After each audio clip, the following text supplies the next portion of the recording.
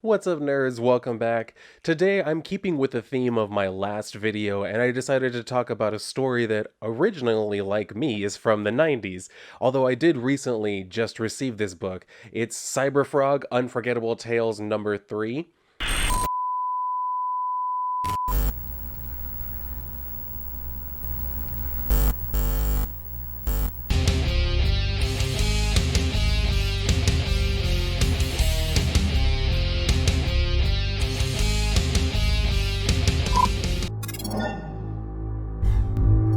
Alright, so I know that EVS is a little bit of a polarizing figure within the comics community. I don't understand one. I understand why.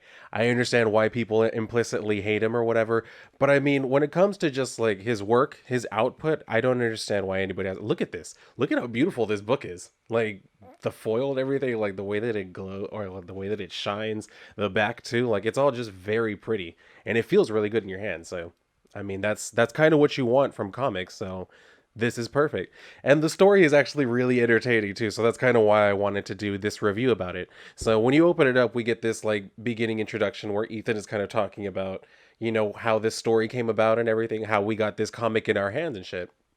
And so this is a picture also of him as a younger Sunbeam.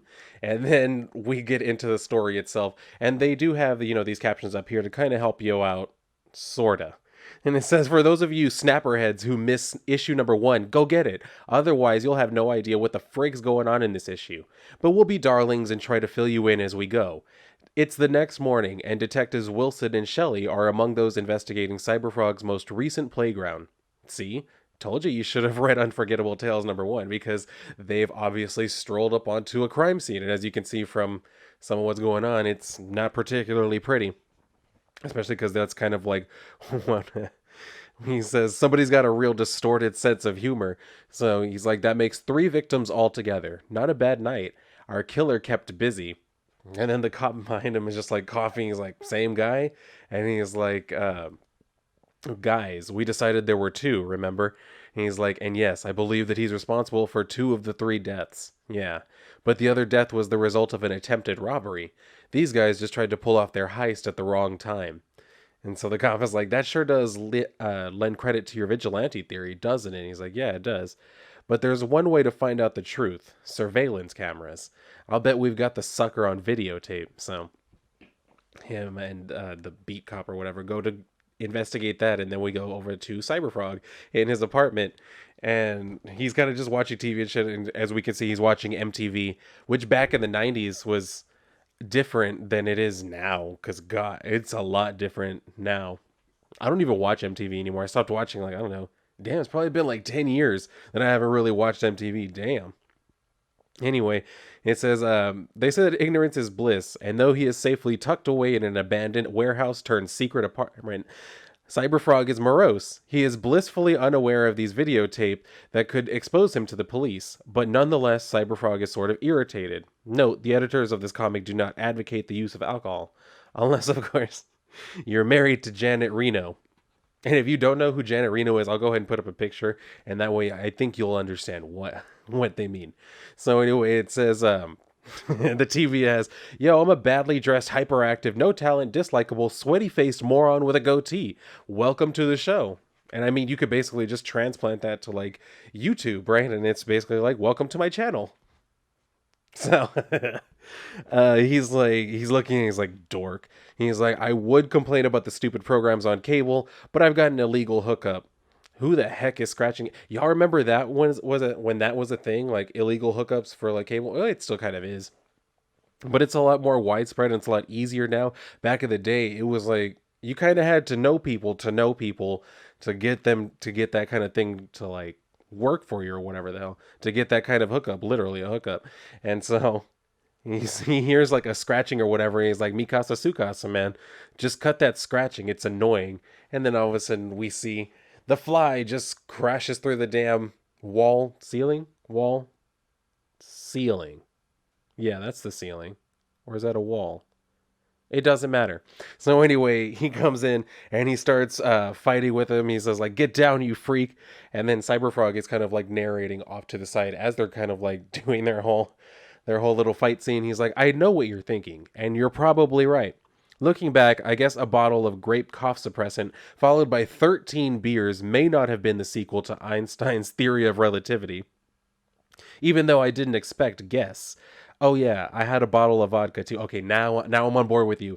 The whole like cough suppressant, like the NyQuil, followed by the 13 beers. I don't even know if I could drink 13 beers, but nothing else after that probably because I would just be so bloated. But the bottle of vodka, that one we can definitely do. So he's getting choked out, and then the flight tells him like, "Mock me while you lick the floor." So he comes in and Cyberfrog continues to narrate. He's like, "So I didn't really perform that well. I was slightly buzzed. Buzzed. Heck, I would have hooked up with Roseanne Barr at that point." And again, like all of these references, it reminds me of being a kid because damn it, this really is 90s. So all of a sudden, like he's kind of has this reaction face as we get like all of this going on. And what is he telling him?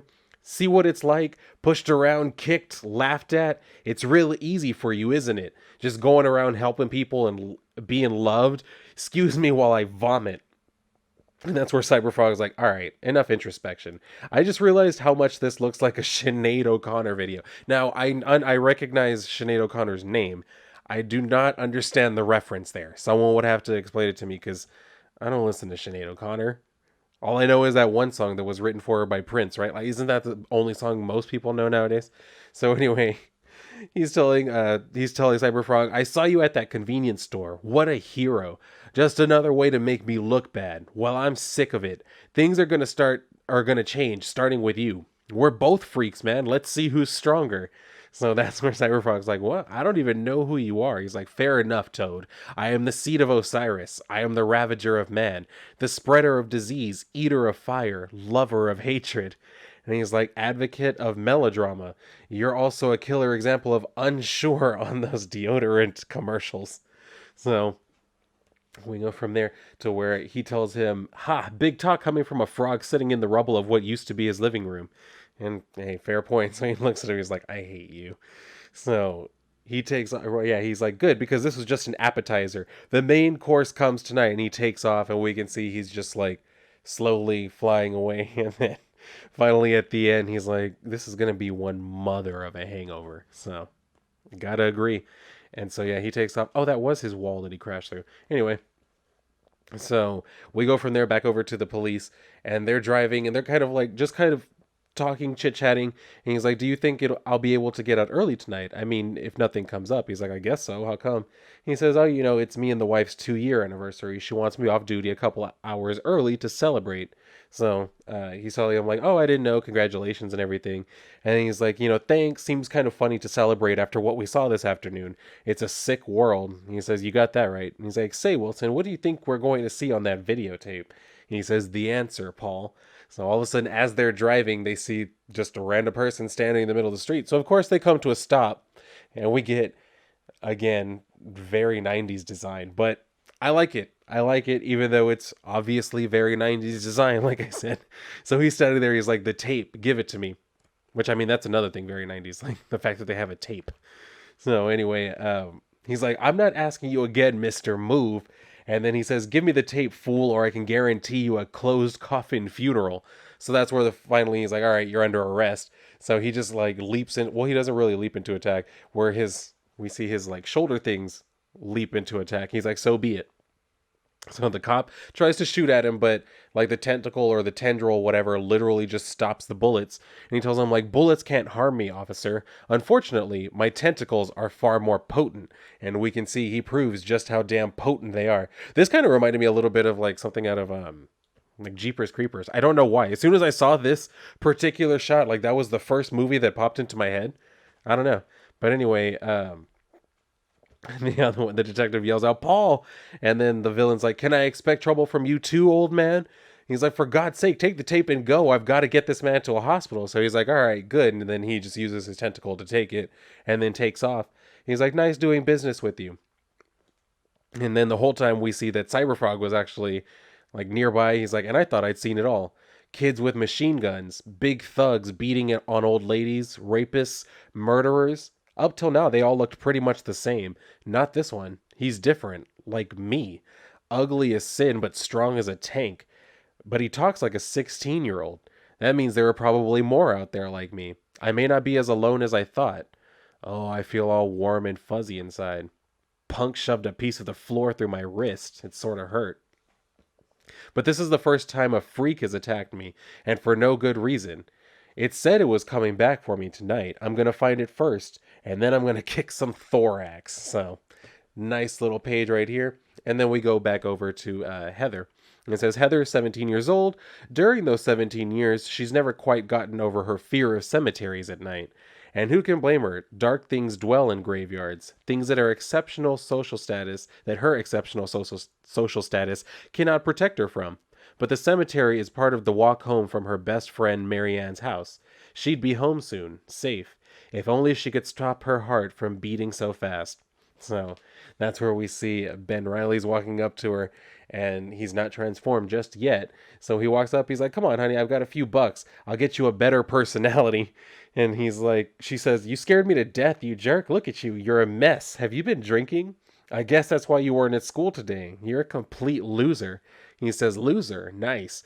Well, it's good to hear you say something other than rah, rah, rah, and yes. So she says, if you wanted to hear me say no so badly, why didn't you just ask me out? Truly pathetic. You're such a worm.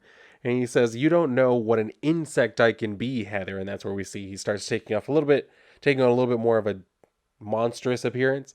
And then he literally starts to have his face rip away as the fly starts to come back out. He's like, oh, yes, darling, it's Ben. Kind of makes you want to be a little more polite, huh? All of this is for you, baby. A moment of pleasure and a touch of pain before you die. And then he literally just kind of like yeets her over the damn fence and shit. So he throws her backwards and she goes flying. He comes in, he's like, do you like it here? I hope so, because you're moving in. But then all of a sudden, luckily, thankfully, Cyberfrog shows up and he's like, hey, Muppet boy. So he says, too many hormones, not enough brains. Hope you brought your work boots.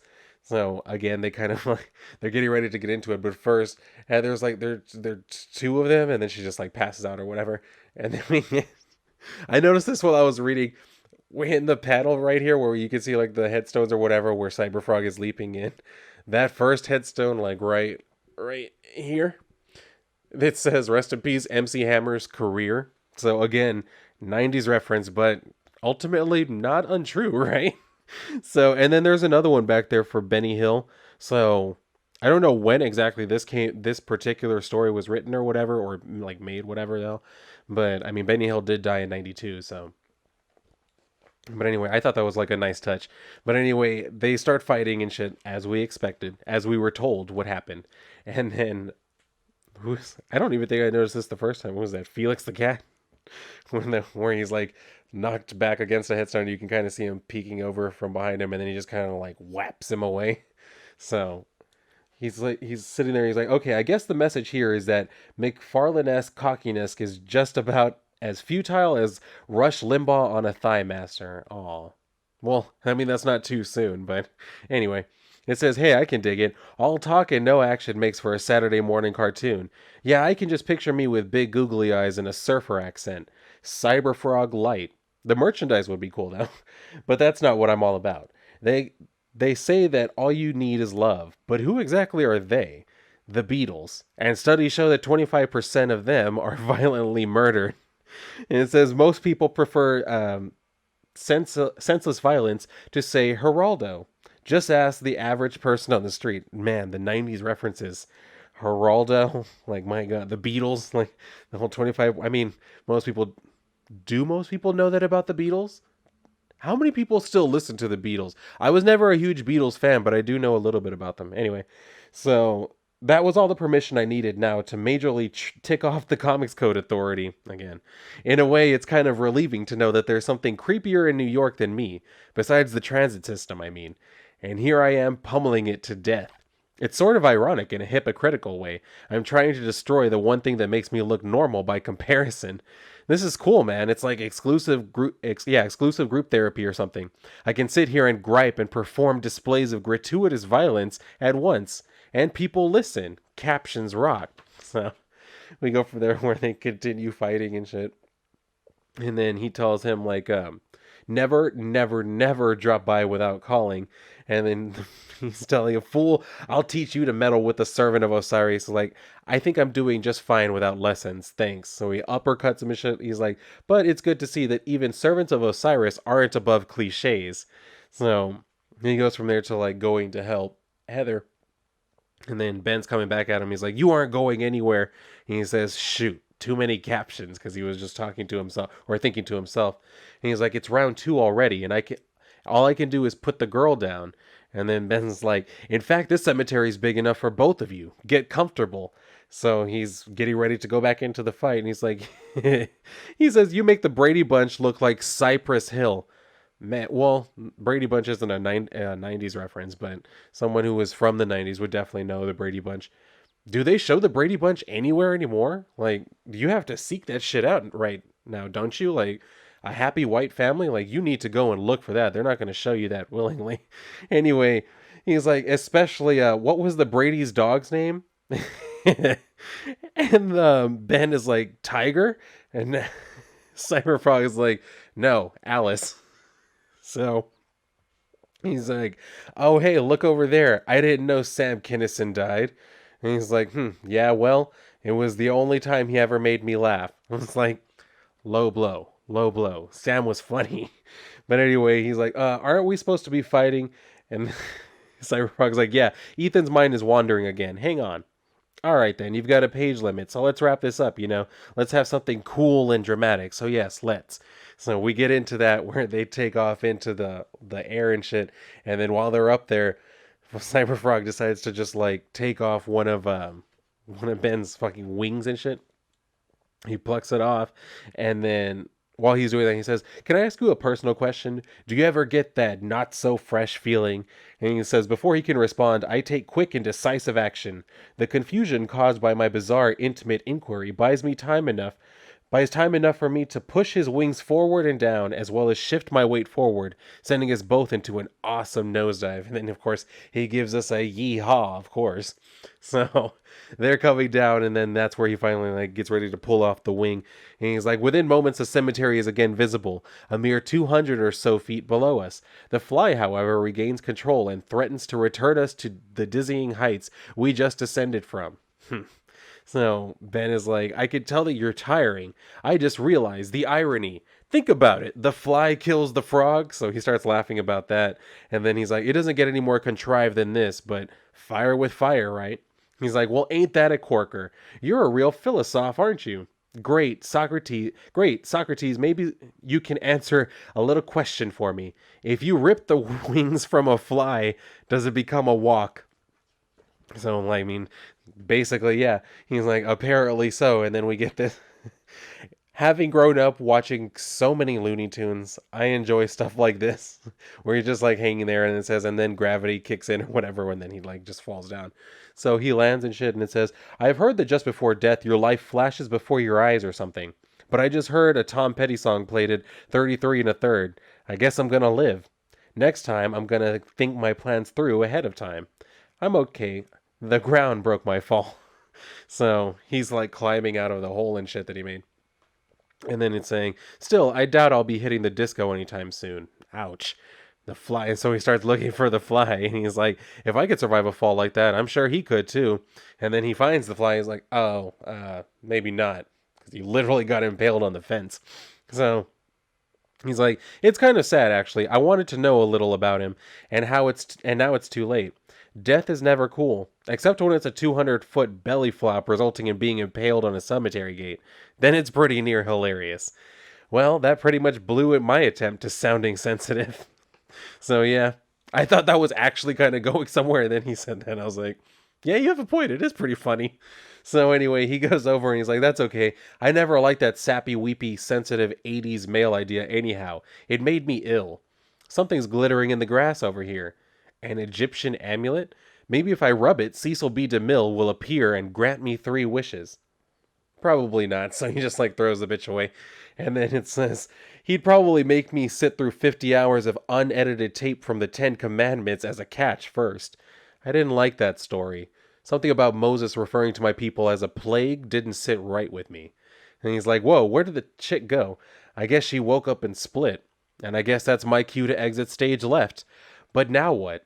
I'm not sure that it's safe to go back to my apartment. The gaping hole in the building probably alerted unwanted attention, and I have the worst feeling that someone's onto me. I guess we'll find out next issue, eh, Ethan?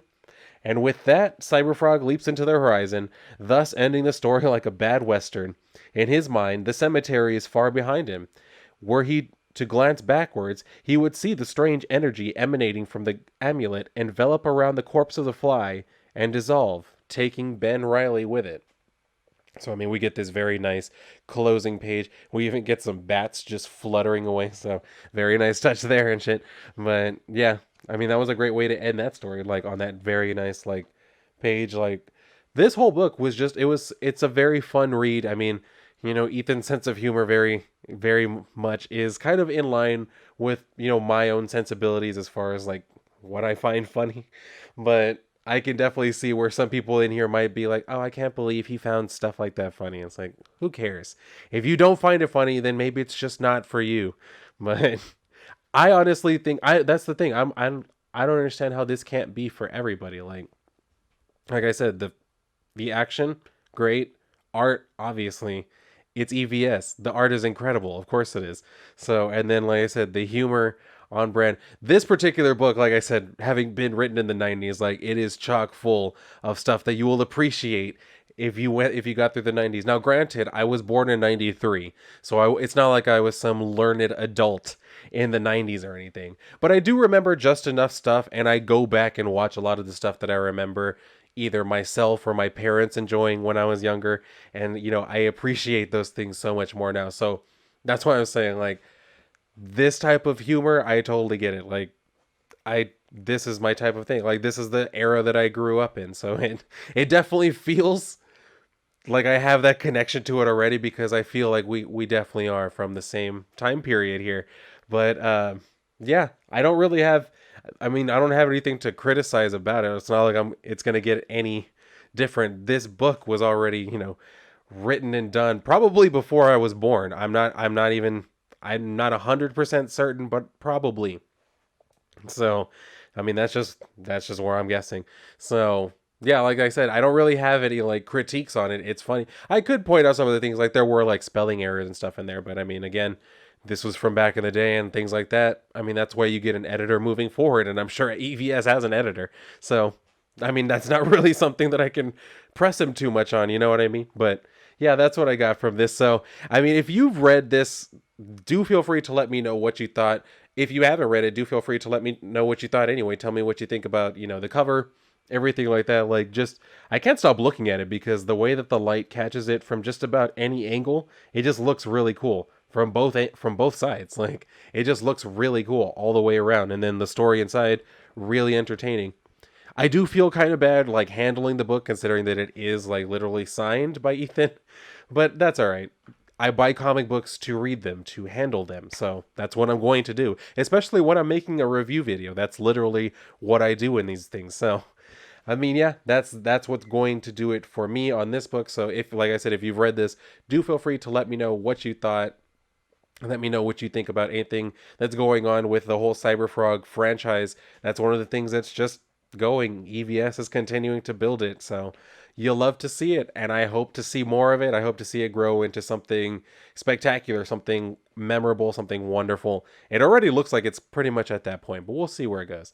So that's going to do it for me here, guys. So if you enjoyed this video, then definitely like the video, subscribe, and make sure you're still subscribed. Share the video out with whomever you please. But if you're done here, then go read a book, particularly that one if you can get it. And if not, then I'll see you on my next video.